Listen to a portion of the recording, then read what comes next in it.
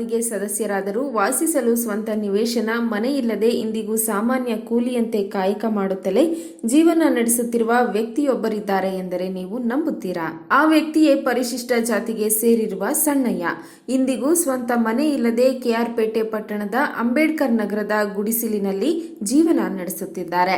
ಪಟ್ಟಣದ ಚನ್ನರಾಯಪಟ್ಟಣ ಮೈಸೂರು ರಸ್ತೆಯಲ್ಲಿರುವ ಕರ್ನಾಟಕ ಸಾಮಿಲ್ನಲ್ಲಿ ಕೆಲಸ ಮಾಡುತ್ತಿರುವ ಸಣ್ಣಯ್ಯ ಒಬ್ಬ ಸಾಮಾನ್ಯ ಕೂಲಿ ಕಾರ್ಮಿಕರಂತೆ ದುಡಿಯುತ್ತಿದ್ದಾರೆ.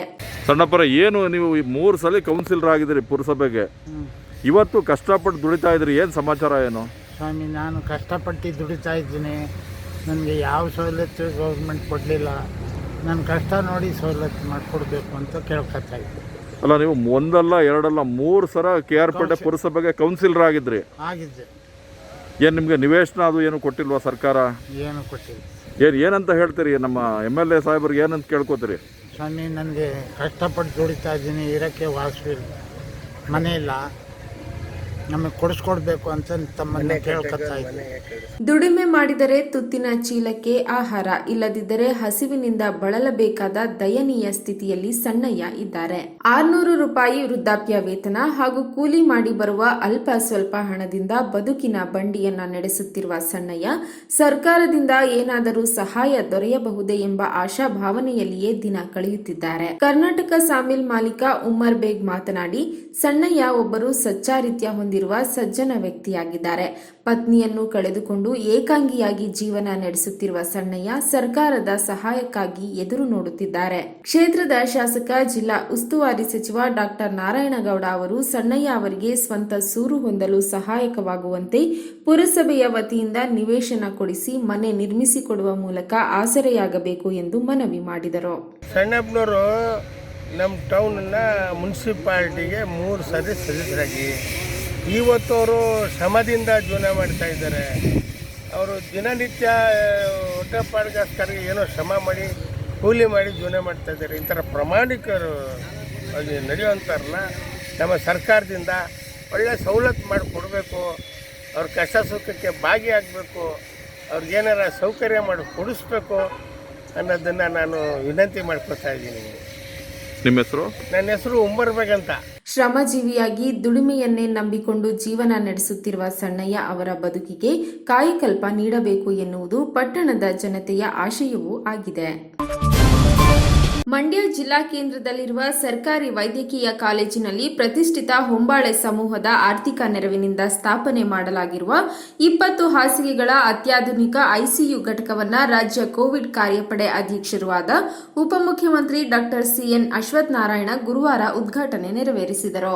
ಕಟ್ಟಡ ನಿರ್ಮಾಣ, ಸಿನಿಮಾ ಸೇರಿದಂತೆ ವಿವಿಧ ಕ್ಷೇತ್ರಗಳಲ್ಲಿ ಸಕ್ರಿಯವಾಗಿ ತೊಡಗಿಸಿಕೊಂಡಿರುವ ವಿಜಯ್ ಕಿರಗಂದೂರು ಅವರ ನೇತೃತ್ವದ ಹೊಂಬಾಳೆ ಸಮೂಹವು ಮಂಡ್ಯ ಜಿಲ್ಲೆಯಲ್ಲಿ ವೈದ್ಯಕೀಯ ಮೂಲ ಸೌಕರ್ಯಗಳನ್ನು ಒದಗಿಸಲು ಸುಮಾರು 2.35 ಕೋಟಿ ರೂಪಾಯಿ ದೇಣಿಗೆ ನೀಡಿದೆ.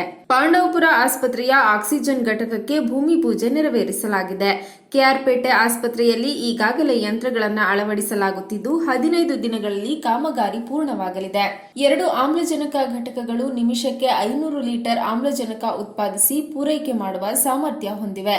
ಕಾರ್ಯಕ್ರಮದಲ್ಲಿ ಮಂಡ್ಯ ಜಿಲ್ಲಾ ಉಸ್ತುವಾರಿ ಸಚಿವ ಡಾಕ್ಟರ್ ಕೆಸಿ ನಾರಾಯಣಗೌಡ, ಶಾಸಕರಾದ ಎಂ ಶ್ರೀನಿವಾಸ್, ಕೆಟಿ ಶ್ರೀಕಂಠೇಗೌಡ, ಡಿಸಿಸಿ ಬ್ಯಾಂಕಿನ ವ್ಯವಸ್ಥಾಪಕ ನಿರ್ದೇಶಕ ಸಿಪಿ ಉಮೇಶ್, ಜಿಲ್ಲಾಧಿಕಾರಿ ಅಶ್ವತಿ, ಹೊಂಬಾಳೆ ಸಮೂಹದ ನಿರ್ದೇಶಕ ಚೆಲುವೇಗೌಡ, ಮಿಮ್ಸ್ ನಿರ್ದೇಶಕ ಹರೀಶ್, ಜಿಲ್ಲೆಯ ಉತ್ಪನ್ನ ಅಧಿಕಾರಿಗಳು ಪಾಲ್ಗೊಂಡಿದ್ದರು.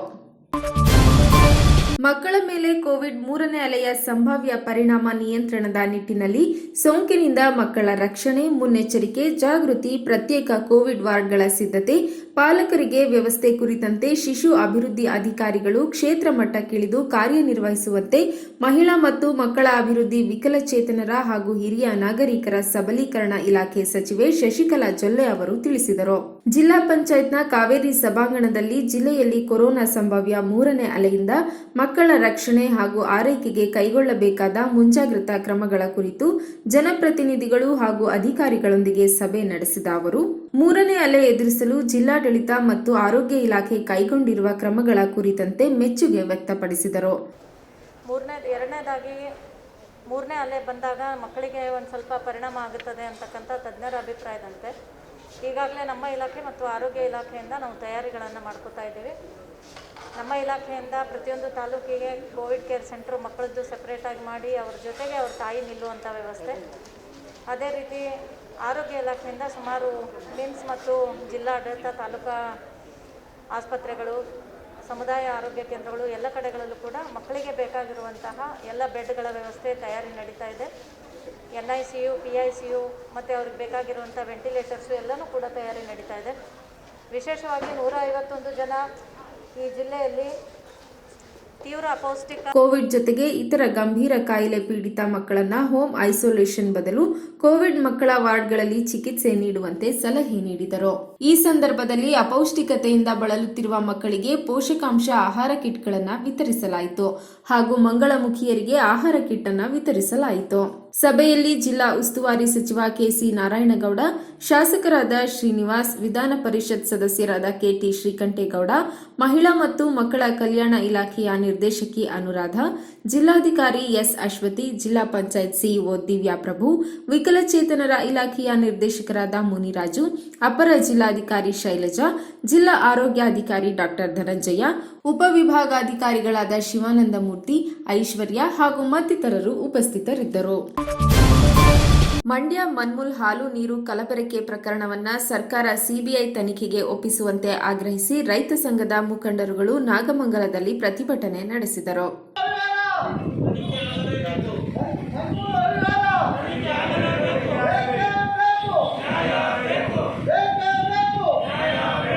ಪಟ್ಟಣದ ಮಿನಿ ವಿಧಾನಸೌಧದ ಮುಂಭಾಗದಲ್ಲಿ ಕುಳಿತು ಪ್ರತಿಭಟನೆ ನಡೆಸಿದ ರಾಜ್ಯ ರೈತ ಸಂಘ ಮತ್ತು ಹಸಿರು ಸೇನೆ ಸಂಘಟನೆಯ ಮುಖಂಡರು ಮನ್ಮೂಲ್ ಅವ್ಯವಹಾರವನ್ನ CODಗೆ ಬೇಡ, CBIಗೆ ವಹಿಸಿ ಎಂದು ಘೋಷಣೆ ಕೂಗಿ ಸರ್ಕಾರವನ್ನ ಒತ್ತಾಯಿಸಿದರು.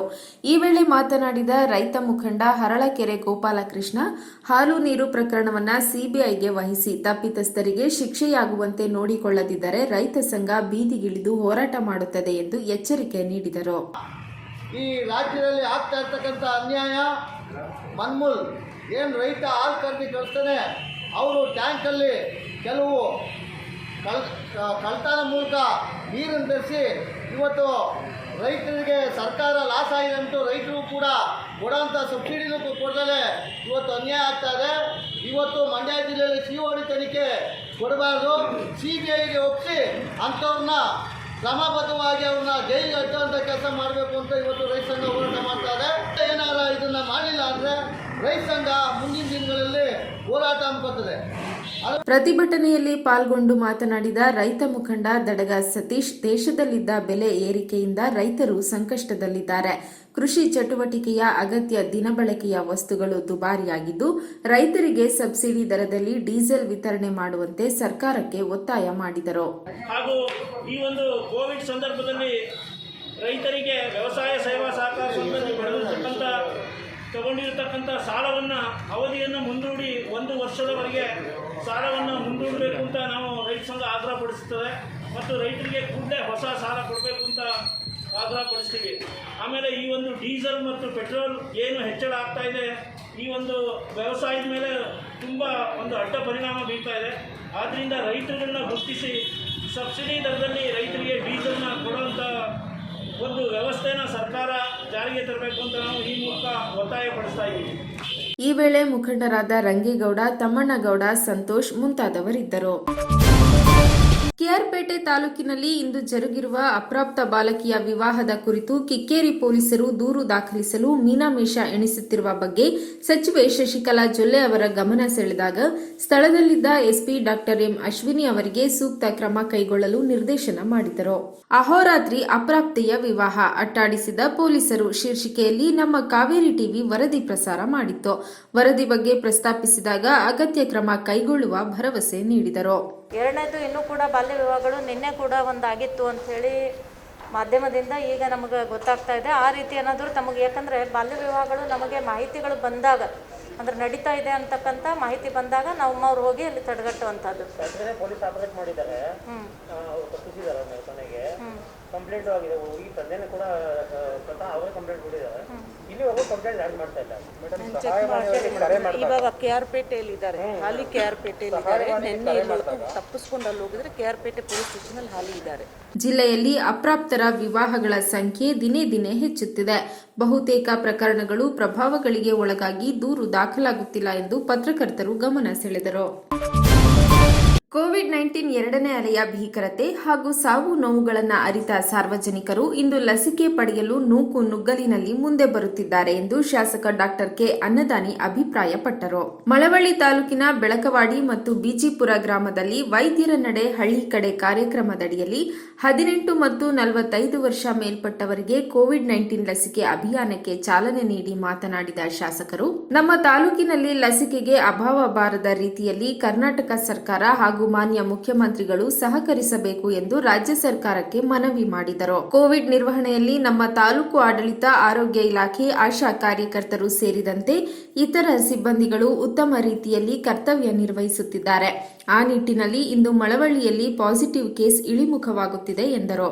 ಎರಡನೇ ಅಲೆಯ ಭೀಕರತೆಯನ್ನು ನೋಡಿ, ಸಾವು ನೋವುಗಳನ್ನ ನೋಡಿ, ಇವತ್ತು ನಾನು ಕೂಡ ಲಸಿಕೆ ಹಾಕ್ಸ್ಕೊಳ್ಬೇಕು ಅಂತೇಳಿ ಪೈಪೋಟಿಲಿ ಇವತ್ತು ಜನ ಬಂದಿರತಕ್ಕಂಥದ್ದನ್ನ ನಾನು ನೋಡ್ತಾ ಇದ್ದೇನೆ.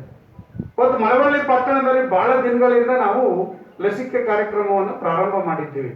ಅಲ್ಲೂ ಕೂಡ ಪೈಪೋಟಿ, ಬೆಳಗ್ಗೆ ಇದ್ರೆ ದೊಡ್ಡ ಕ್ಯೂ, ಎಲ್ಲರಿಗೂ ಕೂಡ ಲಸಿಕೆಯನ್ನು ಹಾಕ್ತಕ್ಕಂಥ ಒಂದು ಅಭಿಯಾನಕ್ಕೆ ಇವತ್ತು ನಾವು ಚಾಲನೆಯನ್ನ ಕೊಡ್ತಾ ಇದ್ದೇವೆ. ಈ ಸಂದರ್ಭದಲ್ಲಿ ಜಿಲ್ಲಾಧಿಕಾರಿ ಅಶ್ವತಿ, ಉಪವಿಭಾಗಾಧಿಕಾರಿ Aishwarya, tahsildar Vijayanna, EO Satish, THO doctor Veerabhadrappa, ಮಾಜಿ ಗ್ರಾಮ ಪಂಚಾಯತ್ ಅಧ್ಯಕ್ಷ ಪಿ ಸೋಮು, ಪಿಡಿಒಗಳಾದ ಜಯಸ್ವಾಮಿ, ಶಿವಸ್ವಾಮಿ, ಮುಖ್ಯ ಶಿಕ್ಷಕ ಮುನಿಯಪ್ಪ, ಗ್ರಾಮ ಪಂಚಾಯಿತಿ ಸದಸ್ಯರು ಸೇರಿದಂತೆ ಮುಖಂಡರು ಹಾಜರಿದ್ದರು. ಶಾಲೆ ತೆರೆಯುವ ವಿಚಾರದಲ್ಲಿ ಆತುರ ಬೇಡ, ಸರ್ಕಾರ ತಜ್ಞರ ಅಭಿಪ್ರಾಯ ಪಡೆದು ಎಚ್ಚರಿಕೆಯ ಹೆಜ್ಜೆ ಇಡಬೇಕು ಎಂದು ಶಾಸಕ ಸುರೇಶ್ ಗೌಡ ಅಭಿಪ್ರಾಯ ವ್ಯಕ್ತಪಡಿಸಿದ್ದಾರೆ. ಮೂರನೇ ಹಂತದಲ್ಲಿ ಮಕ್ಕಳುಗಳಿಗೆ ಮತ್ತು ಜನಸಾಮಾನ್ಯರಿಗೆ ಯಾವುದೇ ತೊಂದರೆ ಆಗದಂತ ಮುಂಜಾಗ್ರತಾ ಕ್ರಮ ಎಲ್ಲ ತೆಗೆದುಕೊಂಡಿದ್ದೀವಿ ಅಂತ ಖಾತ್ರಿಪಡಿಸೋದು ಒಂದೇ ಅಲ್ಲ, ಅದೇ ರೀತಿ ನಡ್ಕೋಬೇಕು. ಎರಡನೇ ಅಲೆಯಲ್ಲಿ ಮಾಡಿಕೊಂಡಂಥ ಒಂದು ತಪ್ಪು ನಿರ್ಧಾರಗಳನ್ನ ಮೂರನೇ ಹಂತದಲ್ಲಿ ಮಾಡ್ಕೋಬಾರ್ದು. ಜೊತೆಗೆ ಕರ್ನಾಟಕ ತಮಗೆಲ್ಲ ಗೊತ್ತಿದೆ, ರಾಜಕೀಯ ಹಲವಾರು ಏರು ಇಳಿತಗಳು, ಬದಲಾವಣೆಗಳು, ಏನೇನೋ ನ್ಯೂಸ್ಗಳು ಕೇಳ್ತಾ ಇದೆ. ಇಂಥ ಸಂದರ್ಭದಲ್ಲಿ ಅಜಾಗರೂಕತೆ ಇರ್ತಕ್ಕಂಥ ಸಂದರ್ಭದಲ್ಲಿ ಏನೋ ತೀರ್ಮಾನ ತೆಗೆದುಕೊಂಡು ಮುಂದೆ ಅದು ಹೆಚ್ಚು ಕಡಿಮೆ ಆದರೆ ಜನಸಾಮಾನ್ಯ ತಪ್ಪಿಸ್ಬೇಕು. ಜನಸಾಮಾನ್ಯ ಯಾವತ್ತೂ ಕ್ಷಮಿಸೋದಿಲ್ಲ. ನಾಗಮಂಗಲದಲ್ಲಿ ಮಾಧ್ಯಮದವರೊಂದಿಗೆ ಮಾತನಾಡಿದ ಅವರು, ಮತ್ತೆ ಕೊರೋನಾ 3ನೇ ಅಲೆ ಅಪ್ಪಳಿಸುವ ಆತಂಕದ ಮಾಹಿತಿ ಇರುವುದರಿಂದ ಎರಡನೇ ಅಲೆಯಲ್ಲಿ ಮಾಡಿಕೊಂಡ ಎಡವಟ್ಟುಗಳು ಪುನರಾವರ್ತನೆ ಆಗದಂತೆ ಕ್ರಮ ಕೈಗೊಳ್ಳಬೇಕು. ಅಲ್ಲದೆ ರಾಜ್ಯದಲ್ಲಿ ಉಂಟಾಗಿರುವ ರಾಜಕೀಯ ಅಸ್ಥಿರತೆ ವೇಳೆ ಸರ್ಕಾರ ಯಾವುದೇ ಮಹತ್ತರ ನಿರ್ಧಾರ ತೆಗೆದುಕೊಳ್ಳುವ ಮುನ್ನ ತಜ್ಞರ ಅಭಿಪ್ರಾಯ ಪಡೆಯಲಿ ಎಂದು ಸಲಹೆ ನೀಡಿದ್ದಾರೆ. ರಾಜಕೀಯ ಸ್ಥಿರತೆ ಆದಮೇಲೆ ಯಾವುದೇ ನಿರ್ಧಾರ ತಗೊಳ್ಳಿ ಅಂತಕ್ಕಂಥದ್ದು ನನ್ನ ಅಭಿಪ್ರಾಯ.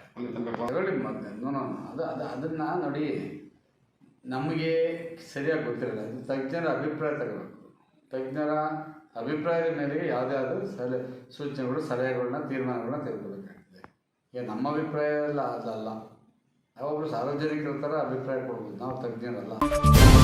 ಮೇಲುಕೋಟೆ ವಿಧಾನಸಭಾ ಕ್ಷೇತ್ರದ ಗ್ರಾಮ ಪಂಚಾಯಿತಿ ವ್ಯಾಪ್ತಿಯ ಹಳ್ಳಿಗಳಲ್ಲಿ ಭಾರತೀಯ ವೈದ್ಯಕೀಯ ಸಂಘದ ಮಾಜಿ ರಾಜ್ಯಾಧ್ಯಕ್ಷ ಡಾಕ್ಟರ್ ಎಚ್.ಎನ್. ರವೀಂದ್ರ ಅವರ ನೇತೃತ್ವದಲ್ಲಿ ಆರಂಭವಾಗಿರುವ ಪರಿಸರ ಹಾಗೂ ಆರೋಗ್ಯ ಜಾಗೃತಿ ಜಾಥಾ 3ನೇ ದಿನವಾದ ಇಂದು ಮುಂದುವರೆದಿದೆ. ಕ್ಯಾತನಹಳ್ಳಿಯಲ್ಲಿರುವ ರೈತ ನಾಯಕ ಕೆಎಸ್ ಪುಟ್ಟಣ್ಣಯ್ಯ ಅವರ ಸಮಾಧಿಗೆ ನಮಿಸಿ ಆರಂಭವಾದ ಜಾಥಾ ಬಿಂಡಹಳ್ಳಿ, ಯರಗನಹಳ್ಳಿ, ಡಿಂಕ, ರಾಗಿಮುದ್ದನಹಳ್ಳಿ, ಗುಮ್ಮನಹಳ್ಳಿ, ಕುಂಬಾರಕೊಪ್ಪಲು ಮೂಲಕ ಬೇಬಿ ಬೆಟ್ಟ ತಲುಪಿದೆ.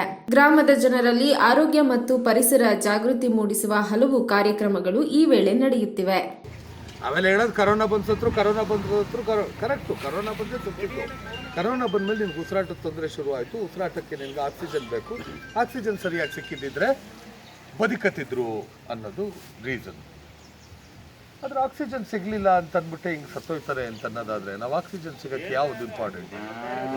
ಪರಿಸರ ಚೆನ್ನಾಗಿರಬೇಕು, ಪ್ರಕೃತಿನ ನಾವು ಚೆನ್ನಾಗಿ ನೋಡ್ಕೋಬೇಕು. ಪ್ರಕೃತಿ ಜೊತೆ ನಾವು ಚೆನ್ನಾಗಿತ್ತು ಅಂದರೆ ಅದು ನಮಗೆ ಸಫಿಷಿಯೆಂಟಾಗಿ ಆಕ್ಸಿಜನ್ ಕೊಡುತ್ತೆ. ನಾವು ಉಸಿರಾಡ್ತೀವಿ ಆರಾಮಾಗಿ. ಈಗ ನಾವು ಒಬ್ಬೊಬ್ಬ ಉಸಿರಾಡೋಕ್ಕೆ ಒಂದು ದಿನಕ್ಕೆ ಒಂದು ಜಂಬೋ ಸಿಲಿಂಡರಷ್ಟು ಆಕ್ಸಿಜನ್ ಬೇಕು. ಅಂದರೆ 400 ರೂಪಾಯಿಯಷ್ಟು ಆಕ್ಸಿಜನ್ ಬೇಕು. ಒಂದು ದಿನಕ್ಕೆ ಉಸಿರಾಡೋಕ್ಕೆ 400 ರೂಪಾಯಿ. ಬೆಳಗ್ಗೆಯಿಂದ ಸಂಜೆವರೆಗೂ ಓಡಾಡಿ ಬಂದು ಮನೆ ಕಂಡು ಬೆಳಗ್ಗೆ 7ವರೆಗೂ 400 ರೂಪಾಯಿಯಷ್ಟು ಆಕ್ಸಿಜನ್. 400 ರೂಪಾಯಿ ಅಂತಂದರೆ ಒಂದು ದಿನಕ್ಕೆ 400 ರೂಪಾಯಿ ಅಂದರೆ 1 ವರ್ಷಕ್ಕೆ ಪ್ರತಿ ಗ್ರಾಮದ ಸಾರ್ವಜನಿಕ ಸ್ಥಳಗಳಲ್ಲಿ ಗಿಡ ನೆಟ್ಟು ಜಾಗೃತಿ ಮೂಡಿಸಲಾಗುತ್ತಿದೆ. ಈ ವೇಳೆ ಬ್ಲಾಕ್ ಕಾಂಗ್ರೆಸ್ ಅಧ್ಯಕ್ಷ ಪರಮೇಶ್, ಮುಖಂಡರಾದ ಕನಗೇನಹಳ್ಳಿ ಪರಮೇಶ್, ಮಹದೇಶ್ವರ, ದಿನೇಶ್, ಕರುಣ್ ವಂಶಿ ಸೇರಿದಂತೆ ನೂರಾರು ಮಂದಿ ಪಾಲ್ಗೊಂಡಿದ್ದಾರೆ. ಕಳೆದ ಮಂಗಳವಾರ ಕಾಂಗ್ರೆಸ್ ಪಕ್ಷದ ರಾಜ್ಯಾಧ್ಯಕ್ಷ ಡಿಕೆ ಶಿವಕುಮಾರ್ ಕಾರ್ಯಕ್ರಮವನ್ನು ಉದ್ಘಾಟಿಸಿದ್ದರು. ಮೈಸೂರಿನ ಮಾನಸ ಗಂಗೋತ್ರಿ ಕುವೆಂಪು ಕನ್ನಡ ಅಧ್ಯಯನ ಸಂಸ್ಥೆ ಹಿರಿಯ ಸಂಶೋಧಕ ಹಾಕ ರಾಜೇಗೌಡ ಗುರುವಾರ ಸಂಜೆ ವಿಧಿವಶರಾದರು. ಮೂಲತಃ ಕೆಆರ್ಪೇಟೆ ತಾಲೂಕಿನ ಹನುಮನಹಳ್ಳಿ ಗ್ರಾಮದವರಾದ ರಾಜೇಗೌಡರು ಮೈಸೂರಿನ ಸರಸ್ವತಿಪುರಂ ಬಡಾವಣೆಯಲ್ಲಿರುವ ಮಗಳು ಚೇತನ ಬಾಲಕೃಷ್ಣ ಅವರೊಂದಿಗೆ ಇದ್ದರು. ಇವರು ಪುತ್ರ ದಿನೇಶ್ ಚಂದ್ರ ಹಾಗೂ ಅಳಿಯ ಐಪಿಎಸ್ ಅಧಿಕಾರಿ ಕೆಟಿ ಬಾಲಕೃಷ್ಣ ಸೇರಿದಂತೆ ಅಪಾರ ಬಂಧು ಬಳಗವನ್ನ ಅಗಲಿದ್ದಾರೆ. ಮೃತರ ಅಂತ್ಯಕ್ರಿಯೆಯು ಸ್ವಗ್ರಾಮ ಹನುಮನಹಳ್ಳಿಯಲ್ಲಿ ಶುಕ್ರವಾರ ಮಧ್ಯಾಹ್ನ 12 ಗಂಟೆಗೆ ನೆರವೇರಲಿದೆ ಎಂದು ಕುಟುಂಬದ ಮೂಲಗಳು ತಿಳಿಸಿವೆ. ಕುವೆಂಪು ಕನ್ನಡ ಅಧ್ಯಯನ ಸಂಸ್ಥೆ ಹಿರಿಯ ಸಂಶೋಧಕರಾಗಿ ಮಾತ್ರವಲ್ಲದೆ ಎನ್ಜಿಇಎಫ್ನ ವಿಶೇಷಾಧಿಕಾರಿಯಾಗಿ ಕಾರ್ಯನಿರ್ವಹಿಸಿ ನಿವೃತ್ತರಾಗಿದ್ದರು. ಗ್ರಂಥ ಸಂಪಾದನೆ, ಅನುವಾದ, ಇತಿಹಾಸ, ಜೀವನ ಚರಿತ್ರೆ, ನಾಟಕ, ಸಂಶೋಧನೆ, ವಿಮರ್ಶೆ, ಸಂಕಲನಗಳು, ಅಭಿನಂದನಾ ಗ್ರಂಥಗಳು ಸೇರಿದಂತೆ ಸುಮಾರು 62 ಕೃತಿಗಳನ್ನು ಸಂಪಾದಿಸಿದ್ದಾರೆ. ಜಿ. ಶಂಪ ಜಾನಪದ ಪ್ರಶಸ್ತಿ, ಚುಂಚಶ್ರೀ ಪ್ರಶಸ್ತಿ, ಎಂಎಲ್ ಶ್ರೀಕಂಠೇಗೌಡ ಸಂಶೋಧನಾ ಪ್ರಶಸ್ತಿ, ಜಾನಪದ ತಜ್ಞ ಪ್ರಶಸ್ತಿ, ವಿಶ್ವಮಾನವ ಪ್ರಶಸ್ತಿ, ಕೆಂಪೇಗೌಡ ಪ್ರಶಸ್ತಿ, ಕರ್ನಾಟಕ ಜಾನಪದ ಅಕಾಡೆಮಿ ಪ್ರಶಸ್ತಿ, ಎಚ್ಡಿ ಚೌಡಯ್ಯ ಸಾಹಿತ್ಯ ಪ್ರಶಸ್ತಿ ಸೇರಿದಂತೆ 10 ಪ್ರಶಸ್ತಿಗಳಿಗೆ ಭಾಜನರಾಗಿದ್ದಾರೆ.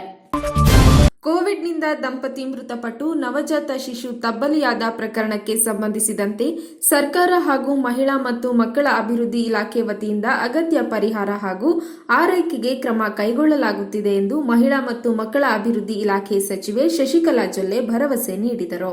ಇಂದು ಜಿಲ್ಲಾ ಪಂಚಾಯತ್ ಸಭಾಂಗಣದಲ್ಲಿ ನಡೆದ ಇಲಾಖಾ ಅಭಿವೃದ್ಧಿ ಸಭೆ ಬಳಿಕ ಮಗುವಿನ ಪಾಲಕರನ್ನ ಭೇಟಿಯಾಗಿ ಕುಶಲೋಪರಿ ವಿಚಾರಿಸಿದರು.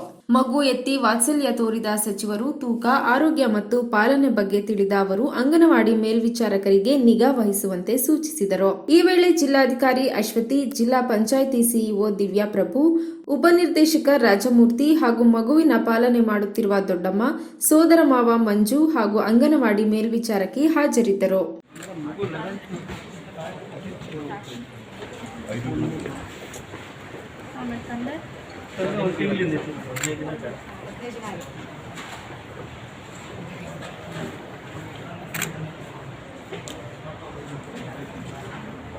ನಿಮ್ಮ ಹತ್ರನೇ ಚಿಕ್ಕಮ್ಮ, ತಾತ, ಅಮ್ಮ ಯಾರು ಇದ್ದಾರೆ? ಅಮ್ಮ ಇದ್ದಾರೆ, ಸೋದರ ಮಾವ ಇದ್ದಾರೆ. ನೀನೇ ಮಾತಾಡ್ತೇನಪ್ಪ ಅವತ್ತು ವಿಷಯ. ಕೋವಿಡ್ ಲಸಿಕೆ ನೀಡುವಿಕೆಯಲ್ಲಿ ರಾಜಕೀಯ ಬೆರೆಸದೆ ಎಲ್ಲ ಗ್ರಾಮ ಮಟ್ಟದಲ್ಲೂ ಲಸಿಕೆ ನೀಡುವುದು ಸೇರಿದಂತೆ ವಿವಿಧ ಹಕ್ಕೊತ್ತಾಯಗಳ ಈಡೇರಿಕೆಗೆ ಒತ್ತಾಯಿಸಿ ರೈತ ಸಂಘದಿಂದ ಪ್ರತಿಭಟನೆ ನಡೆಸಲಾಯಿತು. ಗ್ರಾಮೀಣ ಪ್ರದೇಶದ ಎಲ್ಲ ನಾಗರಿಕರಿಗೂ ಲಸಿಕೆ ಬೇಕೇ ಬೇಕು, ನ್ಯಾಯ ಬೇಕು. ಕಾರ್ಖಾನೆಯನ್ನು ಈ ಕೂಡಲೇ ಪ್ರಾರಂಭ ಮಾಡಿ, ಕಾರ್ಖಾನೆಯನ್ನ ಈ ಕೂಡಲೇ ಪ್ರಾರಂಭಿಸಬೇಕು. ಭದ್ರಾ ಖರೀದಿ ಕೇಂದ್ರವನ್ನ. ಮಂಡ್ಯ ಜಿಲ್ಲೆ ಪಾಂಡವಪುರ ಪಟ್ಟಣದ ತಾಲೂಕು ಕಚೇರಿ ಮುಂಭಾಗ ಪ್ರತಿಭಟನೆ ನಡೆಸಿ ಸರ್ಕಾರದ ವಿರುದ್ಧ ಘೋಷಣೆ ಕೂಗಿ ರೈತ ಸಂಘದ ಕಾರ್ಯಕರ್ತರು ತೀವ್ರ ಆಕ್ರೋಶ ವ್ಯಕ್ತಪಡಿಸಿದರು. ಕೋವಿಡ್ 2ನೇ ಅಲೆ ತೀವ್ರಗೊಂಡು ಕೊರೋನಾ ಸೋಂಕಿತರ ಸಂಖ್ಯೆ ಹೆಚ್ಚಳದ ಹಿನ್ನೆಲೆಯಲ್ಲಿ ತಾಲೂಕು ಆಡಳಿತ ಸಾವಿರಾರು ಜನರನ್ನ ಒಂದೇ ಕಡೆ ಸೇರಿಸಿ ಲಸಿಕೆ ಹಾಕದೆ ಪ್ರತಿ ಗ್ರಾಮ ಪಂಚಾಯಿತಿ ಮಟ್ಟದಲ್ಲೂ ಲಸಿಕೆ ಹಾಕುವ ಮೂಲಕ ಸಾಮಾಜಿಕ ಅಂತರ ಕಾಯ್ದುಕೊಳ್ಳಬೇಕು.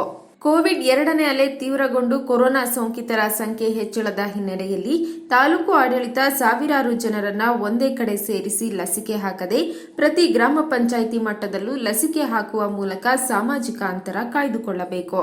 ಜೊತೆಗೆ ಕೋವಿಡ್ ಟೆಸ್ಟ್ಗಳನ್ನು ಹೆಚ್ಚಿಸಬೇಕು ಎಂದು ಒತ್ತಾಯಿಸಿದರು.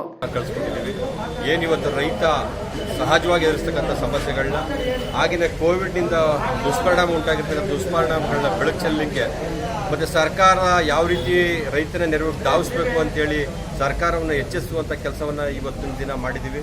ಏನಿವತ್ತು ರೈತ ತಾನು ಬೆಳೆದಂಥ ಬೆಳೆಗಳಿಗೆ ಸೂಕ್ತವಾದಂಥ ಮಾರುಕಟ್ಟೆ ವ್ಯವಸ್ಥೆ ಆಗಲಿ ಅಥವಾ ಬೆಲೆ ಆಗಲಿ ಸಿಗದೇನೆ ಅತಂತ್ರ ಪರಿಸ್ಥಿತಿ ನಿರ್ಮಾಣ ಆಗಿರೋದ್ರಿಂದ ಈ ಕೂಡಲೇ ಸರ್ಕಾರ ರೈತರಿಗೆ ಪರಿಹಾರವನ್ನು ಘೋಷಣೆ ಮಾಡಬೇಕು. ತತ್ಕ್ಷಣ ಆತನ ರಕ್ಷಣೆ ಮಾಡಲಿಕ್ಕೆ ಮುಂದಾಗಬೇಕು ಅಂತೇಳಿ ಈ ಸಭೆಯಲ್ಲಿ ಒತ್ತಾಯಪೂರ್ವಕವಾಗಿ ಮನವಿಯನ್ನು ತಹಸೀಲ್ದಾರ್ ಮುಖೇನ ಸರ್ಕಾರಕ್ಕೆ ಕಳಿಸ್ಕೊಟ್ಟಿದ್ದೀವಿ. ಕೋವಿಡ್ನಿಂದ ಮೃತರಾದವರಿಗೆ 5 ಲಕ್ಷ ರೂಪಾಯಿ ಪರಿಹಾರ ಘೋಷಣೆ ಮಾಡಿ ಅವರ ಎಲ್ಲಾ ಸಾಲಗಳನ್ನು ಮನ್ನಾ ಮಾಡಬೇಕು. ಈ ಕೂಡಲೇ ಪಿಎಸ್ಎಸ್ಗೆ ಸೇರಿದಂತೆ ಜಿಲ್ಲೆಯ ಎಲ್ಲ ಸಕ್ಕರೆ ಕಾರ್ಖಾನೆಗಳನ್ನು ಪ್ರಾರಂಭಿಸಿ ಕಬ್ಬಿನ ಬೆಲೆ ಕನಿಷ್ಠ 4,500 ರೂಪಾಯಿ ನಿಗದಿಗೊಳಿಸಬೇಕು ಎಂದು ಆಗ್ರಹಿಸಿದರು. ಭತ್ತ ಖರೀದಿ ಕೇಂದ್ರಗಳನ್ನು ಆರಂಭಿಸಿ 365 ದಿನಗಳಲ್ಲೂ ನಿರಂತರವಾಗಿ ತೆರೆದಿರಬೇಕು. ಜೊತೆಗೆ ರೈತರ ಖಾತೆಗೆ ನೇರ ಹಣ ಜಮಾವಣೆ ಮಾಡಬೇಕು ಎಂದು ಒತ್ತಾಯಿಸಿ ಉಪವಿಭಾಗಾಧಿಕಾರಿ ಬಿಸಿ ಶಿವಾನಂದಮೂರ್ತಿ ಅವರಿಗೆ ಮನವಿ ಪತ್ರ ಸಲ್ಲಿಸಿದರು. ಪ್ರತಿಭಟನೆಯಲ್ಲಿ ರೈತ ಸಂಘದ ತಾಲೂಕು ಅಧ್ಯಕ್ಷ ಚಿಕ್ಕಾಡೆ ಹರೀಶ್, ಪ್ರಧಾನ ಕಾರ್ಯದರ್ಶಿ ಕೆನ್ನಾಳು ವಿಜಯಕುಮಾರ್, ಜಿಲ್ಲಾ ಪಂಚಾಯತ್ ಮಾಜಿ ಸದಸ್ಯ ಕೆಟಿ ಗೋವಿಂದೇಗೌಡ, ಮುಖಂಡರಾದ KK Gowdegowda, DK Swamigowda, KS Vishwanath, Ennehole Koppalu Manjunatha, YG Raghu, MC Deepu ಇತರರಿದ್ದರು.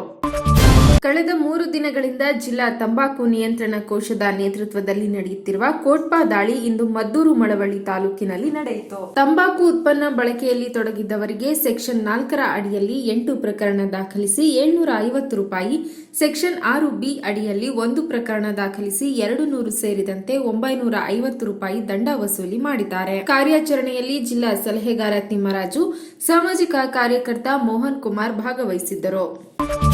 ಮಂಡ್ಯ ಜಿಲ್ಲೆಯಲ್ಲಿ ಇಂದು 323 ಮಂದಿಗೆ ಕೋವಿಡ್ ವೈರಸ್ ಸೋಂಕು ದೃಢಪಟ್ಟಿದ್ದು 496 ಮಂದಿ ಗುಣಮುಖರಾಗಿ ಮನೆಗೆ ತೆರಳಿದ್ದು, ಕೆಆರ್ಪೇಟೆ, ನಾಗಮಂಗಲ ಸೇರಿದಂತೆ 2 ಪುರುಷರು ಮೃತಪಟ್ಟಿದ್ದಾರೆ. 1,560 ರ್ಯಾಪಿಡ್ ಪರೀಕ್ಷೆ, 3,612 ಆರ್ಟಿಪಿಸಿಆರ್ ಸೇರಿದಂತೆ 5,172 ಪರೀಕ್ಷೆ ನಡೆಸಲಾಗಿದೆ. ಮಂಡ್ಯ ತಾಲೂಕಿನಲ್ಲಿ 74, ಮದ್ದೂರು 28, ಮಳವಳ್ಳಿ 30, ಪಾಂಡವಪುರ 28, ಶ್ರೀರಂಗಪಟ್ಟಣ 45, ಕೆಆರ್ಪೇಟೆ 75, ನಾಗಮಂಗಲ 29 ಹಾಗೂ ಹೊರ ಜಿಲ್ಲೆಯ 14 ಪ್ರಕರಣಗಳು ದಾಖಲಾಗಿವೆ. ಜಿಲ್ಲೆಯ ಒಟ್ಟು ಸಕ್ರಿಯ ಪ್ರಕರಣಗಳು 3,212 ಆಗಿದೆ. ಸೋಂಕಿತರಲ್ಲಿ 320 ಮಂದಿ ಸರ್ಕಾರಿ ಆಸ್ಪತ್ರೆ, 55 ಮಂದಿ ಖಾಸಗಿ ಆಸ್ಪತ್ರೆ ಹಾಗೂ ಕೋವಿಡ್ ಕೇರ್ ಸೆಂಟರ್ನಲ್ಲಿ 1,008 ಮಂದಿ ಮತ್ತು 1,829 ಮಂದಿ ಮನೆಯಲ್ಲೇ ಚಿಕಿತ್ಸೆ ಪಡೆಯುತ್ತಿದ್ದಾರೆ. ಈ ಮೂಲಕ ಜಿಲ್ಲೆಯ ಒಟ್ಟು ಪ್ರಕರಣಗಳ ಸಂಖ್ಯೆ 68,287 ಹಾಗೂ ಗುಣಮುಖರಾದವರ ಸಂಖ್ಯೆ 64,569ಕ್ಕೆ ಏರಿಕೆಯಾಗಿದೆ.